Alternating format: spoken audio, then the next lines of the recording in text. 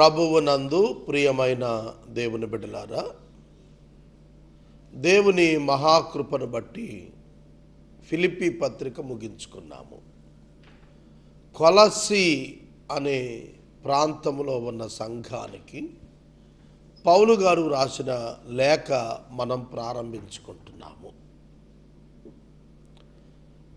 ఈ దినం ఎపిసోడ్ సహకారం ఇచ్చిన కుటుంబం వట్లూరు హౌసింగ్ బోర్డు కాలనీ వాస్తవ్యులు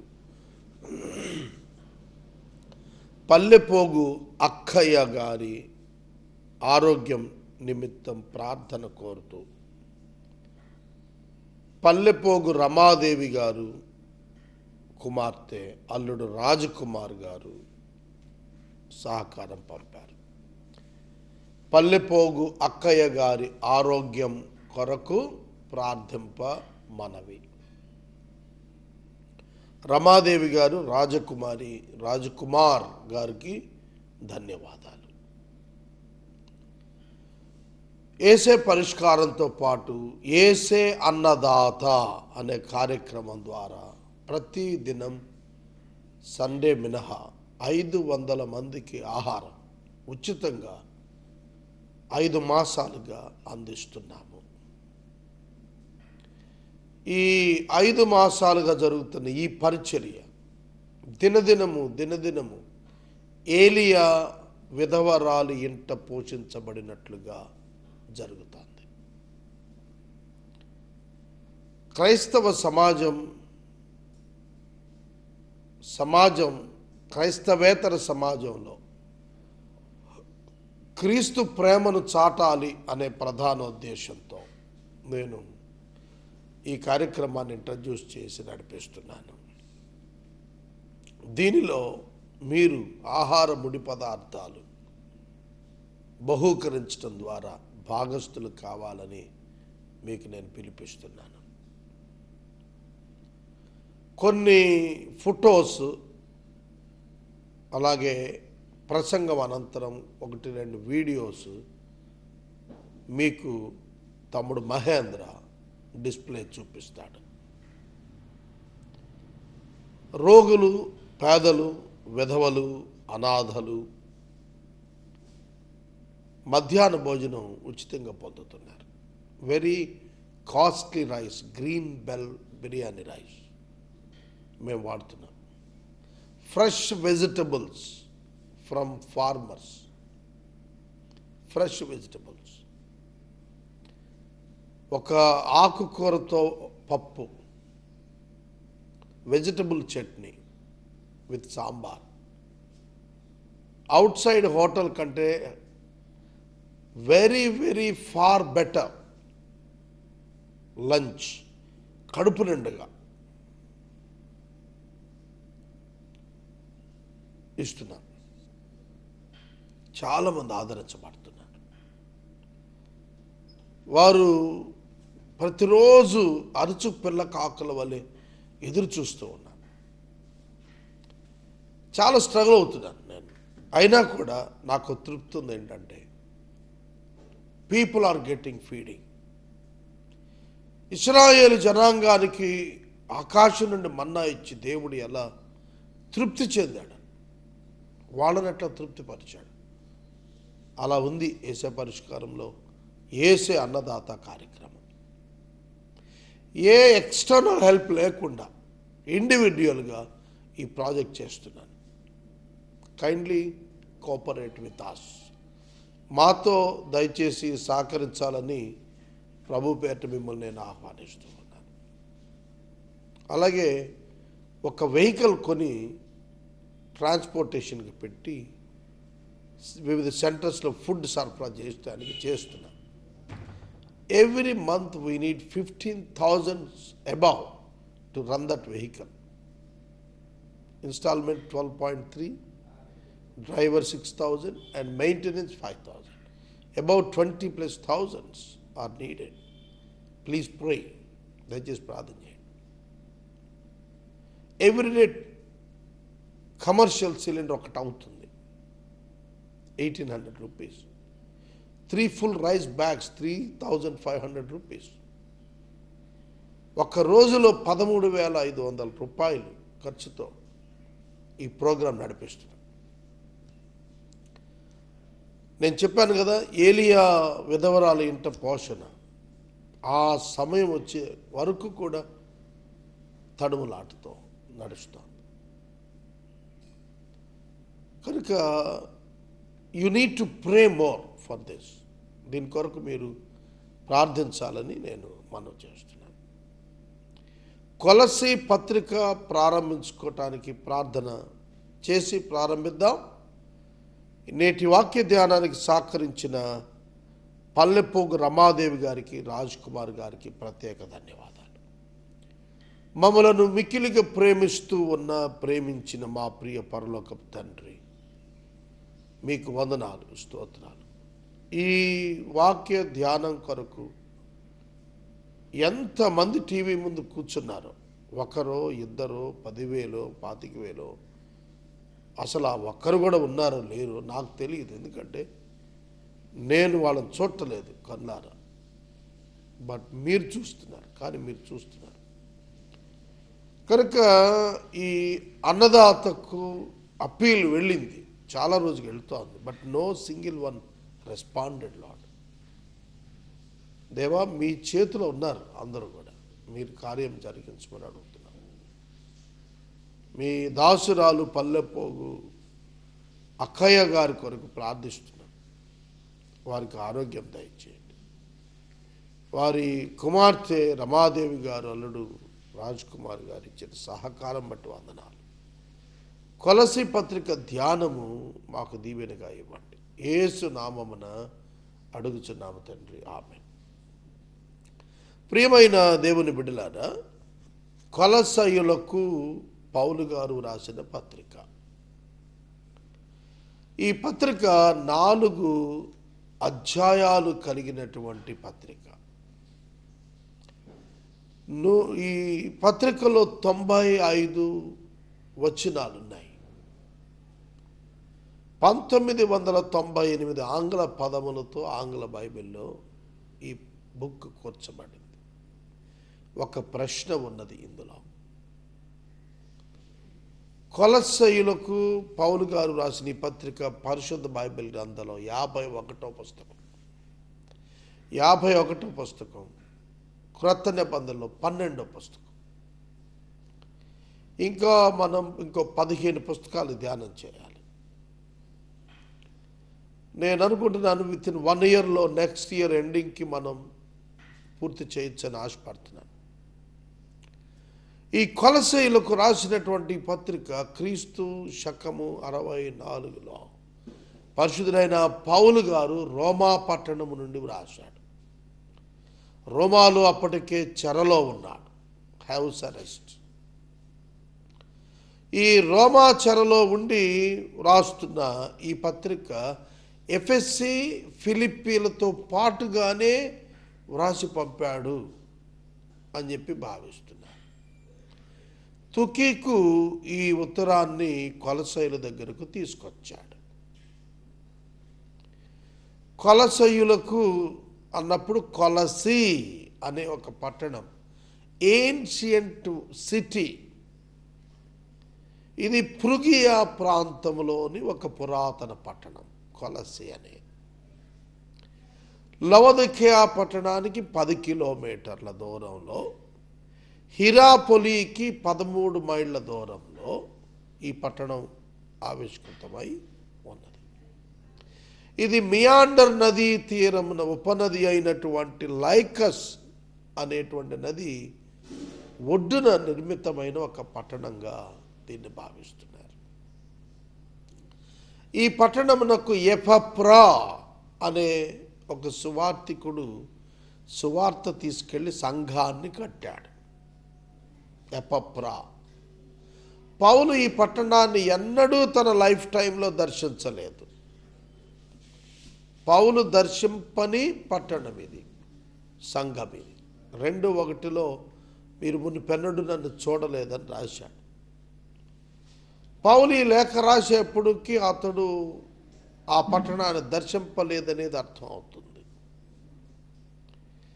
కానీ పౌలు యొక్క కన్సర్న్ ఏంటంటే ఎక్కడెక్కడ సంఘాలు నిర్మితమయ్యాయో వాటిపైన ఓవర్సియర్గా ఆయనే స్వయంగా వాటి యొక్క బాగోగులు, వాటి యొక్క ఆధ్యాత్మిక స్థితిగతులు ఎప్పటికప్పుడు ఎంక్వైరీ చేస్తూ వాళ్ళకు కావలసినవి రాస్తూ వచ్చాడు. కొరింథీ, తెసలోనిక, కొలస్సీ, ఫిలిప్పీ, ఎఫెస్సి ఇవన్నీ ప్రాంతాలకు కూడాను పౌలు గారు లేఖలు పంపించాడు. అక్కడున్న పరిస్థితులు సరిచేస్తూ వెళ్ళేవాడు. ఇందులో ప్రధానంగా మనకు తప్పుడు బోధల ఖండన ఇందులో మనకు చాలా స్పష్టంగా కనపడి నీతి బోధ చేశాడు పౌలు.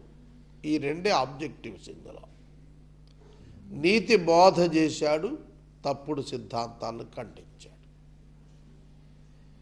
ఈ 4 అధ్యాయాల్లోని 95 వచనాల్లో మనకు కనిపించేది ఏమిటంటే యేసుక్రీస్తు ద్వారా దేవునితో అనుసంధానమైనటువంటి మనము ప్రవర్తన విషయంలో ఎటువంటి వారముగా ఉండాలి, ఎట్లా క్రీస్తునందు మన ఘనత ఉన్నది అనేది చెబుతూ వచ్చాడు.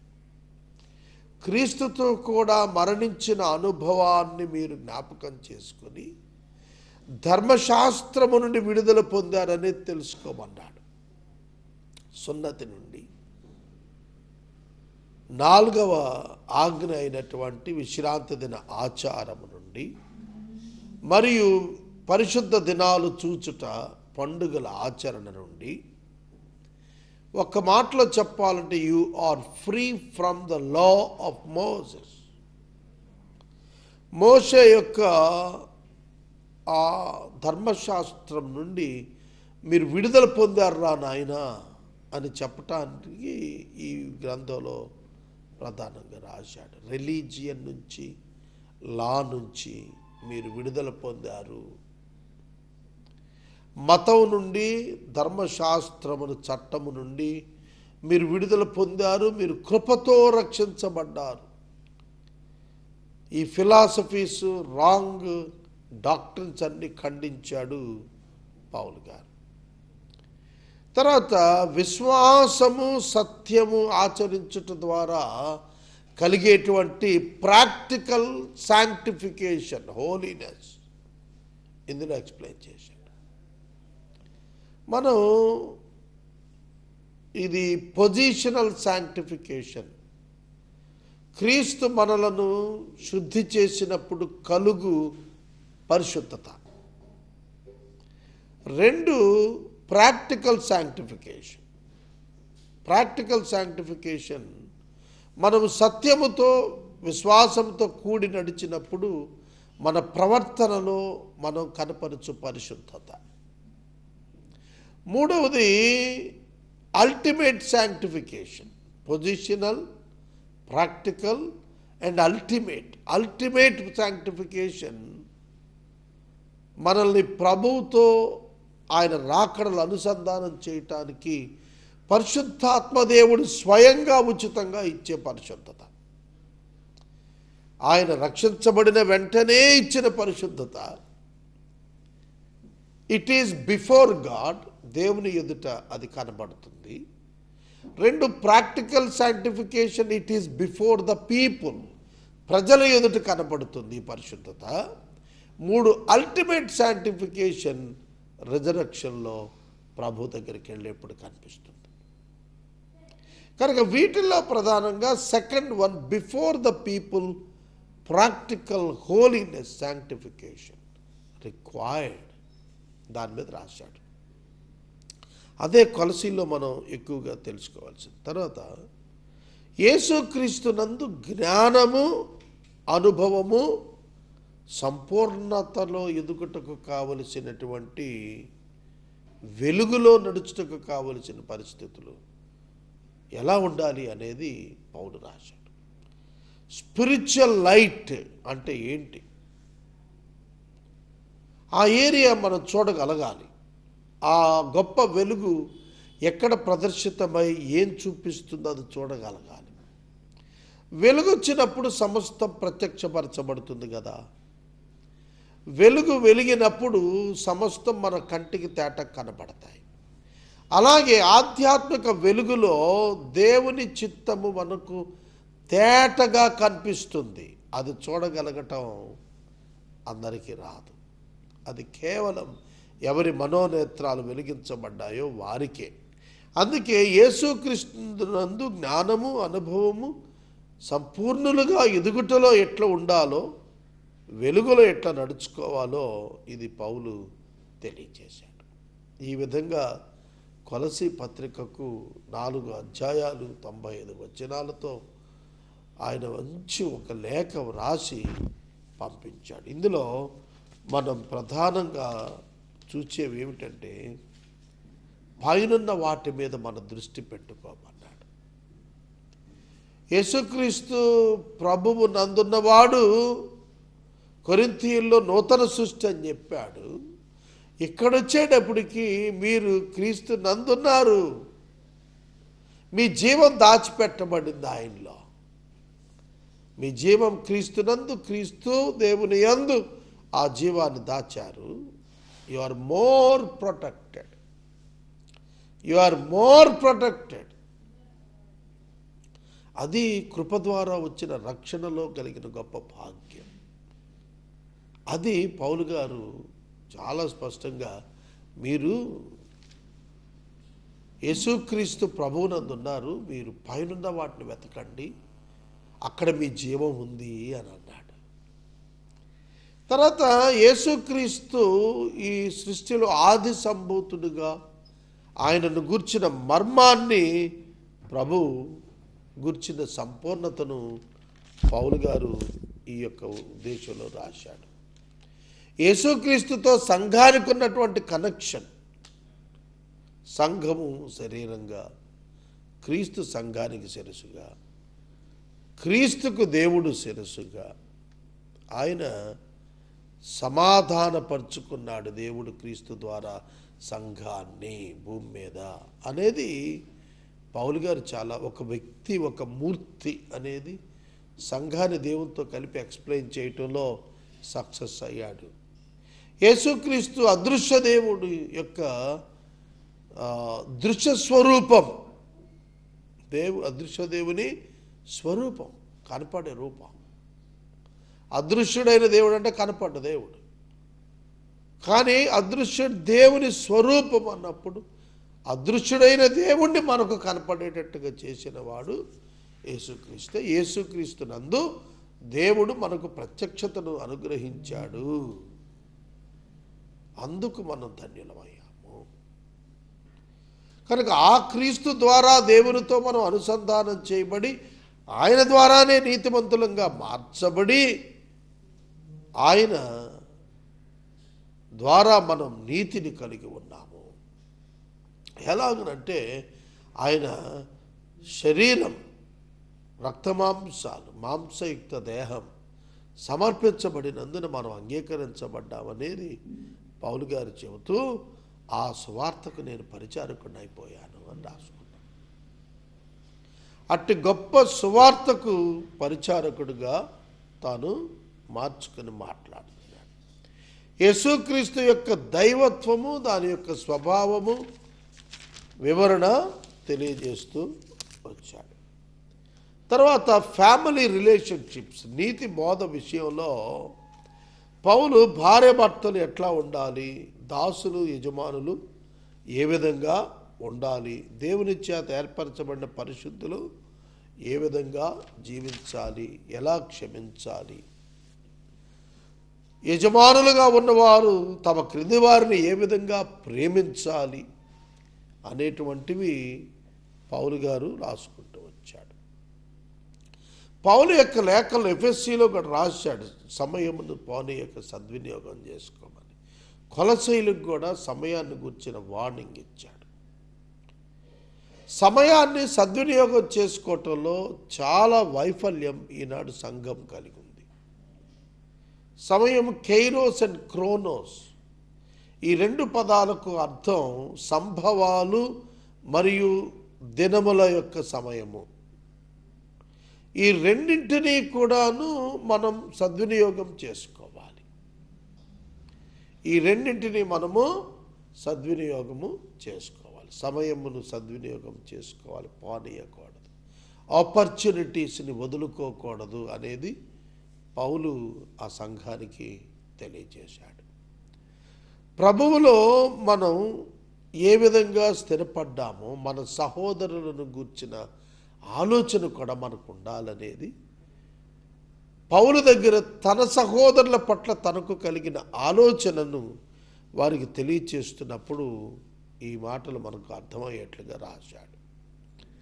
అలాగే ఒనేసీమును మీ దగ్గరకు పంపిస్తున్నాను, తుకికుతో పాటుగా నేను ఒనేసీమును మీ దగ్గరకు పంపిస్తున్నాను. వారు ఇక్కడ సంగతులు అక్కడ తెలియచేస్తారు. మా సంగతులు మీకు తెలియటం ద్వారా మీరు విశ్వాసంలో బలపడతారు, మీరు విశ్వాసంలో స్థిరపడతారు. కనుక పౌలు ఒక చోట నుండి మరొక చోటకు సమాచారాలు ఎక్కడికక్కడ యోగ్యతలు అయోగ్యతలు గురించిన చర్చలు రాసి పంపాడు. అలా చేయటం ద్వారా ఏం జరిగిందంటే ఒక విధంగా న్యూస్ ఏజెన్సీలా పనిచేశాడు పౌలు, మీడియాలాగా. అలా చేయటం ద్వారా వాళ్లకు ఒక అవగాహన, ఒక understanding about other areas and the churches తెలియచేయటానికి చక్కటి ఉపకరణ చేశాడు. తర్వాత దేవుని రాజ్యములో తనతో జతపని వారుగా ఉన్నటువంటి వారిని గూర్చి చాలా చక్కటి ప్రోత్సాహకరమైనటువంటి జ్ఞాపకాలు పౌలు రాస్తూ వచ్చాడు.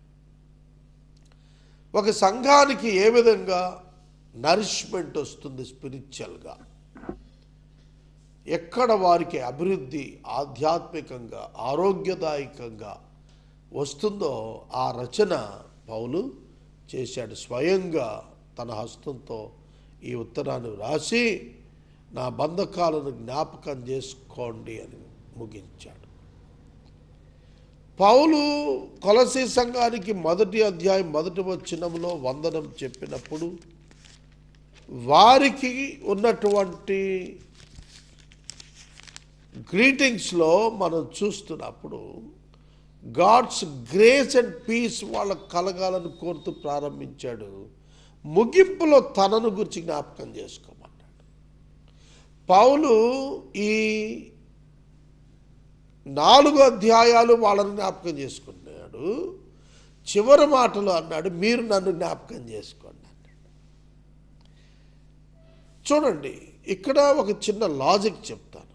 దేవుడు తన బిడ్డల ద్వారానే సహాయం చేస్తాడు.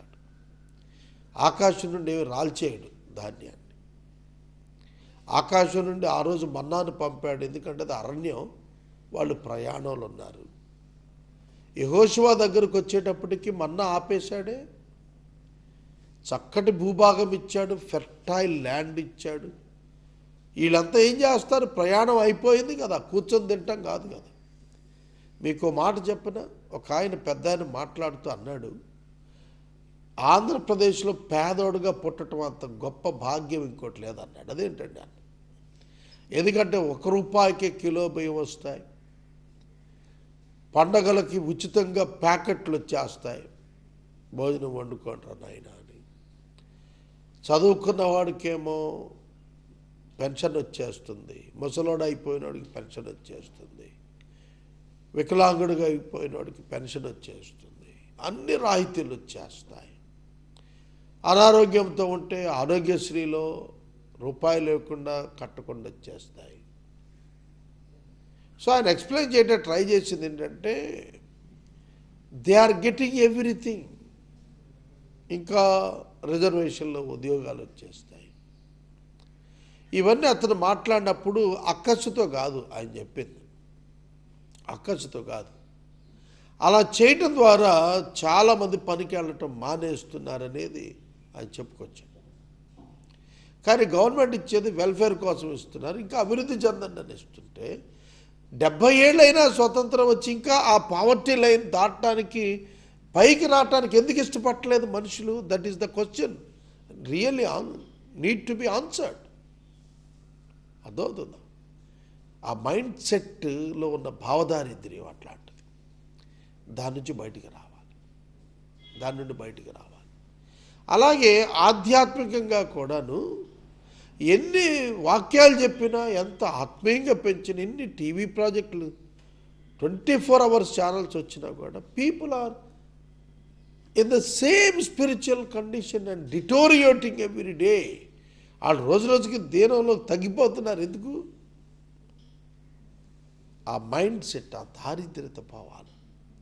అదే కొలసీ సంఘంలో పౌలు గారు చెప్పుకుంటా వచ్చాడు. పౌలు చక్కటి సంభాషణను చేయండి అని చెప్పాడు. ఇవాళ క్రిస్టియన్ అప్రోచ్ మీరు చూస్తే బైబిల్ వదిలేశారు. నేను స్వయంగా క్రిస్టియానిటీ తమ మీద తాము బురద జల్లుకునే ప్రక్రియ గురించి మాట్లాడుతున్నాను. రైట్, సంఘం అన్నాక రకరకాల మనుషులు ఉంటారు, అందులో బలహీనులు ఉంటారు, అందులో కొందరు గురుగులు కూడా ఉంటారు, వాళ్ళు మనం డిటాచ్ చేయలేం. కానీ క్రీస్తు సంఘము అవమానం పొందేటట్లుగా ఇవాళ పరిస్థితులు క్రైస్తవులు కల్పించుకుంటున్నారు. దాని విషయంలో నేను చాలా వరి అయి బాధపడుతున్నాను.